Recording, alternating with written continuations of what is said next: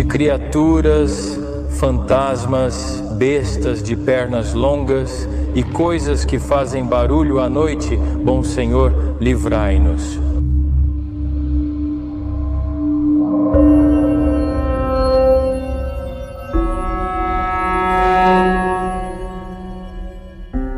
Olá pessoal, e bem-vindos a um novo episódio de O Inexplicável. O caso de Amityville é, sem sombra de dúvida, um daqueles que deixou uma marca indelével na história do paranormal. Por um lado, porque a casa onde os fatos aconteceram foi o cenário de um crime terrível, e por outro, porque o que foi contado pelo casal Lutz, protagonistas indiscutíveis da história, conseguiu arrepiar até mesmo os mais céticos. Aqui está Amityville, o caso paranormal mais assustador da história.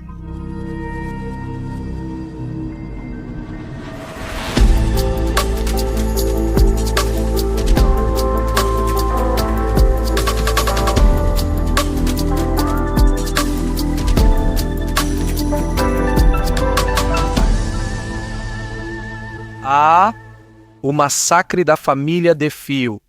Em 13 de novembro de 1974, às 18h30, Ronald DeFeo entrou gritando no bar Harris de Amityville.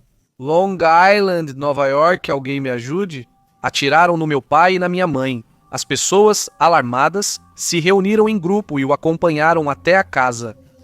Casa de 3 andares no número 112 da Ocean Avenue.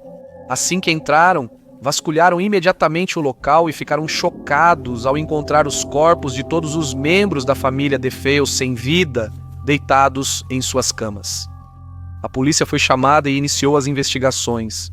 Na casa havia 6 cadáveres, o casal DeFeo e seus 4 filhos.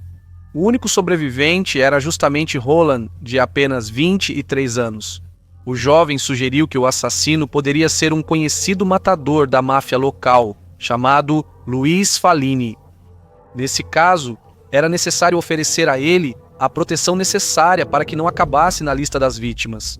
Mas, uma vez levado à delegacia mais próxima e submetido a um interrogatório mais detalhado, o rapaz começou a se contradizer. A versão dele dos fatos tinha furos por todos os lados. Não demorou muito para que ele acabasse no topo da lista de suspeitos. As investigações continuaram. E na mansão foram achadas 2 caixas de papelão etiquetadas com os nomes de Roland e Fel, contendo rifles Marlin calibre 22 e 35. Um deles usado para cometer o massacre. As suspeitas contra ele se transformaram em certeza. Diante desse fato, o jovem acabou confessando. No início, ele ofereceu algumas versões contraditórias que deixavam muitas perguntas em aberto. Em seguida, a dinâmica do crime foi minuciosamente reconstruída. Na noite anterior aos assassinatos, Roland colocou um forte sonífero no jantar de todos os seus familiares para garantir que ninguém oferecesse resistência. Todos iriam dormir muito cedo, caindo em um sono profundo provocado pelo narcótico. Às 13h15, o assassino daria início ao seu plano diabólico. Ele iria até o seu quarto para pegar o rifle, depois entraria no quarto dos pais e atiraria neles a sangue frio. Em seguida, ele visitaria os quartos dos irmãos e irmãs, um por um, e mataria todos eles também. Ninguém fazia ideia do que teria levado o rapaz a cometer aquele massacre, mas o jovem continuava repetindo que tinha sido levado a matar pelas vozes que habitavam sua cabeça há muito tempo. Uma afirmação que, embora assustadora, não o ajudou a se esquivar de suas responsabilidades. Durante o julgamento, Roland foi considerado culpado pelos assassinatos e condenado à prisão perpétua sem possibilidade de liberdade condicional. Mas sua entrada na prisão seria apenas o começo de um terror igualmente devastador, que teria como protagonista a casa onde ele viveu por 9 anos com sua família. Um horror que, alguns dizem, foi a origem de seu ato homicida insano. A Casa Amaldiçoada. Como era de se esperar, ninguém queria comprar a casa onde Roland DeFeo havia massacrado toda a sua família. A casa, no número 112 da Ocean Avenue, parecia destinada a permanecer desabitada para sempre. Além de ter sido o centro daquele crime insano, havia rumores de que ela já fora palco de terríveis fenômenos paranormais em várias ocasiões. Fenômenos que, como eu disse, alguns chegaram a considerar até mesmo a origem do ato homicida insano cometido por Roland. Os anos passaram e, como bem se sabe, até mesmo as lembranças mais aterrorizantes tendem a enfraquecer, a acabar envoltas pela névoa do tempo que passa. E um dia, em frente à casa amaldiçoada da família DeFeo, parou um jovem casal, os Lutz. George e Kathy Lutz haviam começado a vida juntos há relativamente pouco tempo. Eles estavam à procura de um novo lugar para se estabelecer, uma casa maior que lhes permitiria viver com mais conforto. E quando souberam o preço da casa na Ocean Avenue, não puderam acreditar no que estavam ouvindo. $80 mil, um valor ridículo, considerando que se tratava de uma mansão de 3 andares com jardim e piscina. Quando perguntaram o motivo de um preço tão baixo, a funcionária da imobiliária decidiu ser honesta e contou a verdade para eles. O chefe da família, ao ouvir aquela história assustadora, ficou claramente abalado, mas logo em seguida declarou o seguinte: afinal de contas, fantasmas não matam e nem as casas. Por que deveríamos abrir mão dessa oportunidade incrível? A esposa compartilhava da mesma opinião e, sem pensar 2 vezes, eles a compraram. Mas a experiência que viveriam naquele lugar os marcaria para sempre. Terríveis fenômenos paranormais. Na primeira noite que passaram lá, os membros da família Lutz foram imediatamente tomados pela sensação de não estarem sozinhos entre aquelas 4 paredes. No dia seguinte, eles pediram ao sacerdote da paróquia se ele poderia abençoar a casa e o homem, obviamente, aceitou. Mas naquela mesma noite, assim que entrou na casa, uma voz assustadora, de origem desconhecida, gritou: saia daqui! O sacerdote sentiu o sangue gelar nas veias. Mesmo aterrorizado, ele cumpriu a tarefa como prometido. Mas no momento em que o casal Lutz o convidou para ficar para o jantar, ele recusou educadamente o convite e deixou a casa o mais rápido possível. E isso foi só o começo. Um dos fenômenos mais evidentes que o casal Lutz notou tinha a ver com a temperatura dentro da casa. Embora o termômetro na entrada marcasse cerca de 20 graus dentro da casa, era possível sentir um frio cortante. A tentativa do pai de aquecer o ambiente acendendo a lareira não dava resultado. Aquele frio insuportável era absolutamente antinatural. Icônio e Giluz, determinados a manter seu ceticismo, tentaram explicar seu ponto de vista de todas as formas. Logicamente, mas o fato de não haver maneira de aquecer o interior da casa não podia ser explicado de forma alguma. Horas depois, do meio da noite, Jorge acordou por causa de um forte estrondo vindo da porta principal. Ele pulou da cama, calçou um par de chinelos e foi verificar o que tinha acontecido. Ele mal teve tempo de olhar o relógio no criado mudo. Eram 3h15. Quando chegou à porta, ele a abriu, mas do outro lado não havia ninguém. Apenas seu cachorro, que corria nervosamente de um lado para o outro do jardim.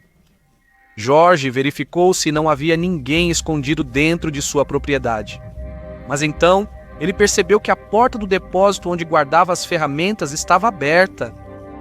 Tendo certeza de que a havia deixado fechada no dia anterior, ele foi verificar com mais atenção, mas não viu nada lá dentro. Ele resolveu deixar para lá e voltou para a cama. No dia seguinte, o sono de George foi interrompido novamente, desta vez por um frio congelante. Como eu dizia, na casa a temperatura era sempre baixa, mas naquela ocasião tinha caído tanto que ele foi obrigado a vestir um roupão pesado. Ele lançou um olhar para o relógio no criado mudo e, mais uma vez, eram 3h15. Quando ele abriu a porta do quarto onde sua esposa costumava costurar, ficou sem palavras ao constatar que, lá dentro, estavam voando centenas de moscas. Um fato que não fazia nenhum sentido considerando a época do ano. Ele abriu a janela para os insetos saírem e, após o trabalho, quando estava prestes a voltar a dormir, ouviu outro golpe vindo da porta principal, um golpe seco, desferido com extrema violência. Tremendo de medo, foi rapidamente até a entrada para verificar e seu corpo foi tomado por um arrepio ao perceber que o portão estava escancarado. Agarrou a maçaneta para fechá-lo, mas ele havia sido arrancado. Toda tentativa de fechá-lo era inútil. E o mais estranho era que parecia ter sido arrombado de dentro da casa e não de fora. Como isso era possível? Nas semanas seguintes, os fenômenos estranhos continuaram sem parar. Cômodos infestados por moscas sem motivo aparente, batidas vindas de todos os cantos da casa e bruscas mudanças de temperatura que obrigavam os membros da família Lutz a vestir um casaco mesmo estando dentro de casa. Além disso, os piores fenômenos sempre aconteciam em um horário bem específico da noite, às 3h15, a hora exata em que Ronald DeFeo exterminou todos os membros da sua família. Sabemos que até mesmo nós, envolvidas em pesquisas, vamos a locais onde fenômenos de assombração estão acontecendo, fenômenos ativos. E você vai embora, volta para casa, e você dá muita atenção a isso. Ou você ouve as fitas enquanto ainda está programando. Mas o fenômeno... O pior ainda estava por acontecer. Certa noite, George foi acordado por um barulho estranho vindo da sala de estar.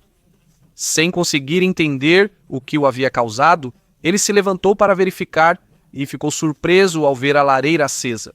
Ninguém em casa teria ido dormir sem antes apagá-la. Mas então, sua surpresa se transformou em terror ao perceber que ali, em pé, a poucos passos dele, erguia-se uma sombra escura. Ele conseguiu reconhecer as pernas, o tronco, os braços. Suas feições eram humanas, mas não havia nada de humano ali. Paralisado pelo medo, ele deu um passo para trás, mas o barulho do assoalho de madeira chamou a atenção da entidade, que se virou bruscamente para ele. Nesse momento, ele não conseguiu conter um grito de terror e correu para o quarto para acordar a esposa. Quando voltaram juntos para a sala de estar, encontraram a lareira apagada, mas perceberam uma mancha escura na parede acima dela. Eles se aproximaram para examiná-la com mais atenção e estremeceram ao perceber que tinha a forma de um rosto. O mesmo rosto da entidade que George tinha visto apenas alguns minutos antes, exatamente naquele mesmo lugar. Aquela presença surgiu diversas vezes na casa. Por exemplo, uma noite, quando se materializou no quarto do filho do casal Lutz, ou numa tarde, no quartinho da filha mais nova, Missy. Aliás, há várias semanas, Missy tinha começado a falar sobre outra presença dentro da casa. Jody, uma entidade com quem ela dizia brincar e conversar com frequência.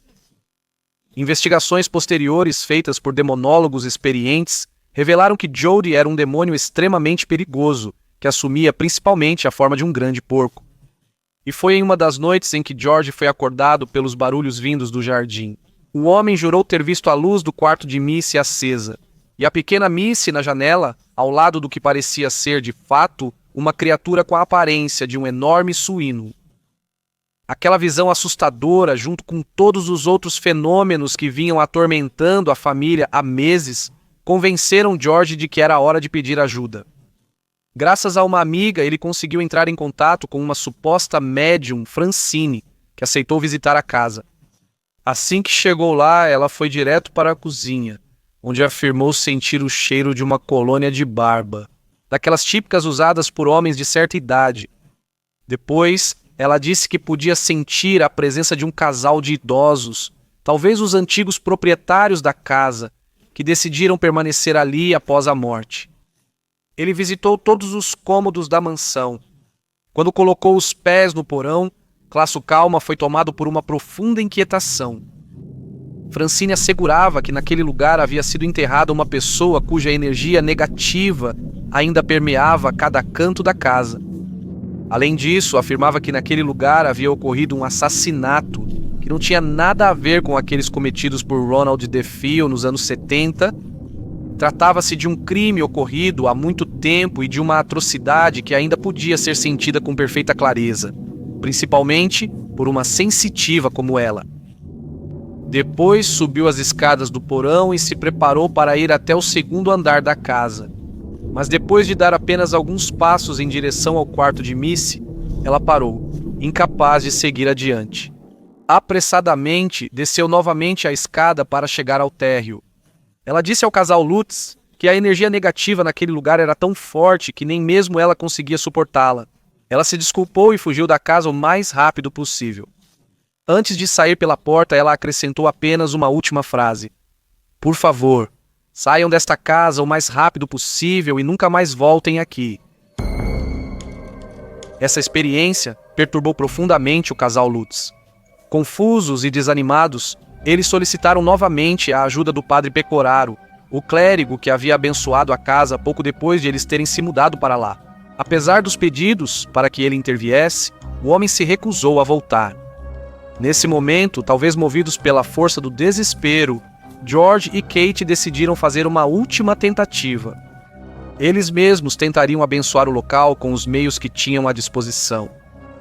Pegaram terços e um crucifixo e começaram a rezar, entrando em cada um dos cômodos da casa.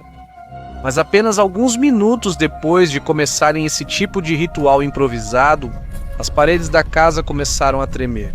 E uma voz terrível vinda do porão explodiu em um "Parem com isso!". Aquele foi o ponto de inflexão. Nas semanas seguintes, os fenômenos paranormais se tornaram mais violentos e perigosos. Todos os membros da família começaram a ser atormentados por pesadelos terríveis. Acordavam assustados à noite, com braços e pernas cheios de arranhões ou mordidas. George e Kate começaram a duvidar que aquele tormento pudesse chegar ao fim. No fundo, eles esperavam que fosse um fenômeno temporário, mas a situação só piorava cada vez mais e eles tiveram que se render.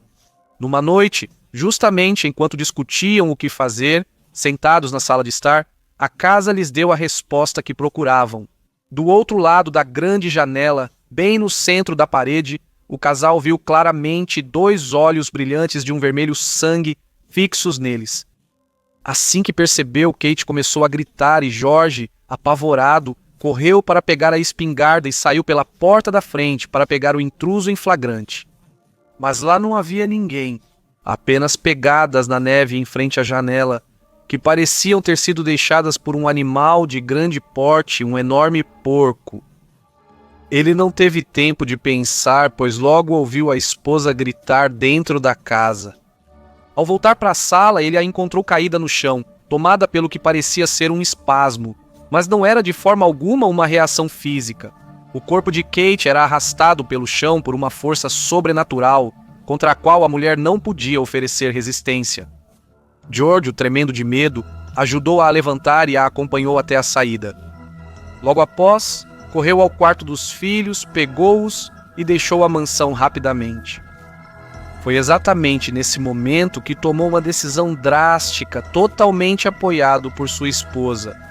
A família deles, naquela casa amaldiçoada, nunca mais pisaria ali, e assim foi.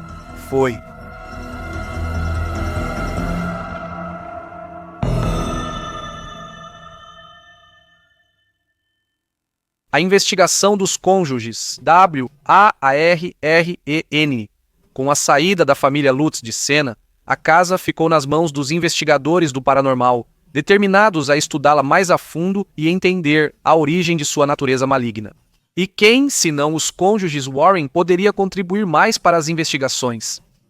Ed e Lorraine entraram imediatamente em ação, mas o que eles experimentaram na casa de Amityville foi muito além da pior de suas hipóteses. Em uma entrevista concedida após a intervenção deles, Lorraine chegou a pronunciar as seguintes palavras: "Se nos dessem $1 milhão para entrar novamente naquela casa, nós não faríamos isso.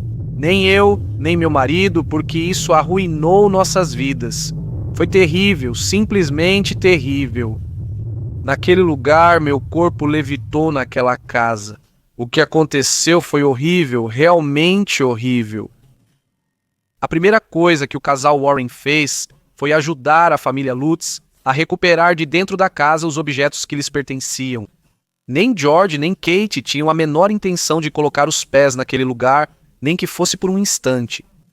Feito isso, começaram as investigações e realizaram rituais na tentativa de libertar o local das presenças hostis que o habitavam. Mas a cada tentativa, acabavam sendo atacados por uma força brutal de origem desconhecida, tão violenta que colocava em risco as próprias vidas deles. Lorraine afirmou ter sentido na própria pele o terror vivido na casa, quando Ronald DeFeo cometeu os crimes, de ter tido visões em que o assassino empunhava a espingarda e atirava a sangue frio nos membros da própria família. No final, descobriu-se que no local onde a mansão foi construída havia vivido uma tribo indígena, Montal, que havia usado o terreno como um lugar para trancar e deixar morrer os doentes e as pessoas mentalmente instáveis da sua comunidade. Outra versão, porém, atribuía a culpa da maldição à presença sob seus alicerces do túmulo de um certo John Ketchum, aquele que construiu a casa e que havia chegado ali depois de ser expulso de Salem por praticar magia negra. Disse então que Ketchum continuou a praticar naquele lugar seus rituais sombrios, um fato suficiente para atrair para sua morada todo tipo de demônio e entidade maligna. E essa, pessoal, seria a versão de quem sempre acreditou nas palavras da família Lutz e do casal Warren. Mas, como sempre faço quando trato de casos ligados ao paranormal, chegou o momento de dar a palavra aos céticos.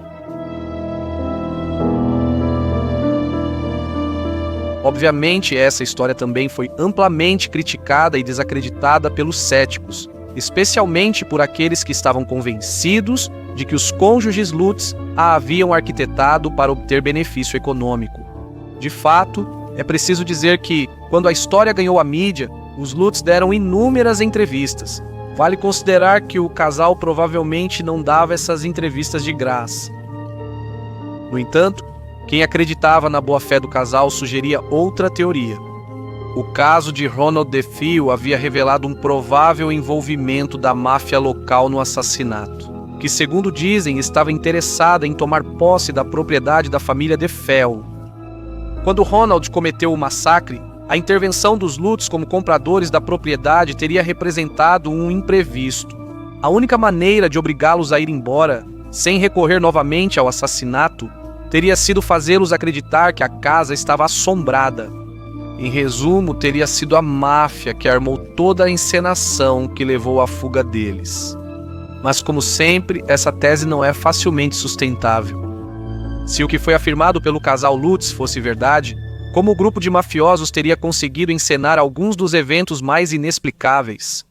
Como eles teriam sido capazes de criar certas ilusões? Uma acima de todas: o aparecimento de inúmeras presenças sobrenaturais dentro da mansão.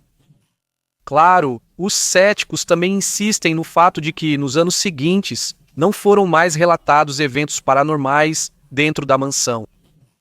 No entanto, os vizinhos da Ocean Avenue afirmam que a casa teve centenas de proprietários diferentes e que nenhum deles conseguiu morar lá por mais de alguns meses. O fato de não quererem testemunhar o que viveram lá dentro é outra história. De qualquer forma, o caso de Amityville continua sendo até hoje o pior caso paranormal da história. Mas e vocês, o que acham? Foi tudo uma farsa, uma ilusão para fazer a família Lutz fugir? Ou realmente um fenômeno de origem sobrenatural? Me contem nos comentários.